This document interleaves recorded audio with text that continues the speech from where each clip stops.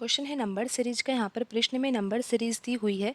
हमें पता लगाना है कि नंबर सीरीज में प्रश्नवाचक चिन्ह के स्थान पर कौन सी संख्या आएगी। तो आइए सबसे पहले तो हम यहाँ पर पैटर्न को समझते हैं। आप देखिए यहाँ पर नंबर लिखा हुआ है 336 और उसके बाद अगली संख्या है 224। तो यहाँ पर हम अंतर निकालते हैं कि संख्याओं के बीच में कितना अंतर है। क्या पता अंतर से ही पैटर्न समझ में आ जाए। तो 336 और उसके बाद अगली संख्या 224 है ना, तो यहाँ पर अंतर कितने का, यानी कि 336 में से अगर 224 घटाया जाए तो यहाँ पर डिफरेंस आएगा 112 का।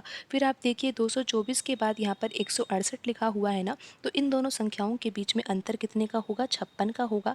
फिर यहाँ पर देखिए 168 के बाद संख्या लिखी हुई है 140, तो इन दो संख्या के बीच में अंतर होगा 28 का। फिर 140 के बाद लिखी हुई संख्या यहाँ पर 126 है, तो यहाँ पर अंतर होगा 14 का। तो अब आप यहाँ पर पैटर्न समझिए, क्योंकि हमें तो ये पता लगाना है कि यहाँ पर अब अगला अंतर कितने का होगा। क्योंकि अगर हमें अंतर ही पता लग जाएगा तो फिर हम ये पता लगा ही सकते हैं कि यहाँ पर प्रश्न चिन्ह के स्थान पर कौन सी संख्या आएगी।